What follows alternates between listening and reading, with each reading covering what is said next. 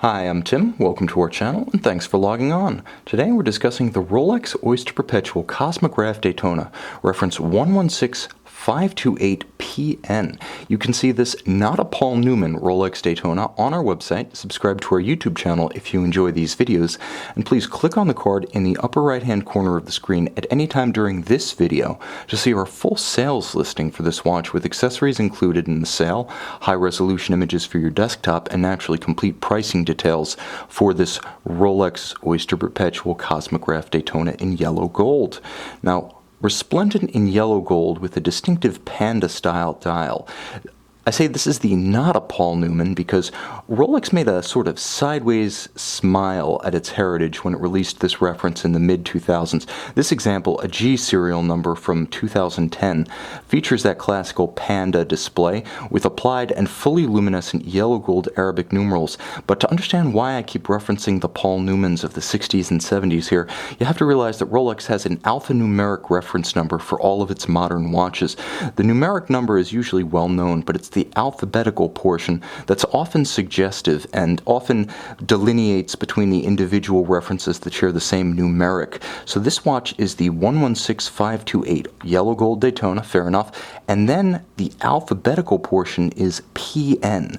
Draw your own conclusions, but this semi-throwback model wears as any modern 40mm metal bezel automatic Rolex Daytona will. Essentially the same case size and proportions since the Zenith-powered watch debuted in 1988. Here you can see it's 40mm across the round of the case from 9 to 3, not inclusive of crown guards, or chronograph pushers. It is delightfully slim, however. The watch is only 12mm thick, and with a domed sapphire and a sloped conical bezel, it's easy to slide it underneath a formal sleeve or a dress cuff. Now, from lug to lug, the Daytona is compact at 46.5mm. You can fit it on almost any wrist when on a strap. Now that is quite an involved swap, so I'm also going to give you the lug-to-lug dimension inclusive of the solid end links of the bracelet. This is the real span across the wrist, and that dimension is a more substantial 50.5mm, and of course in full yellow gold with solid center links, solid end links, solid lugs. We are well into the era of the modern Rolex bracelet and clasp combination, and it adds immensely to the heft of the watch. Now you can see it's also beautifully finished with contrast between the satin and polished portions of the 3-link Oyster bracelet, and the bracelet itself terminates in one of the best clasps in the industry. In the space of a decade, Rolex went from clasps that underperformed and disappointed relative to the stature of the brand to clasps that quite simply set the standard for their class. The clasp is beautifully polished inside.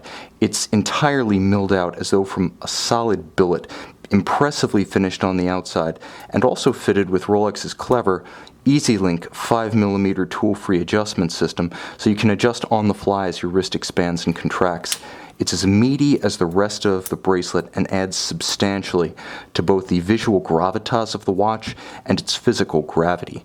Now you'll note the watch features the traditional, now traditional I should say, since 1988, metal tachymetric scale bezel, and you can see that this one's in excellent shape. There is really no way to refinish these once the lacquer is damaged, so you always want to see that a modern metal bezel Rolex Daytona has all of the original lacquer-filled indices, all of the numerals, and of course the notation of units per hour at 1 o'clock.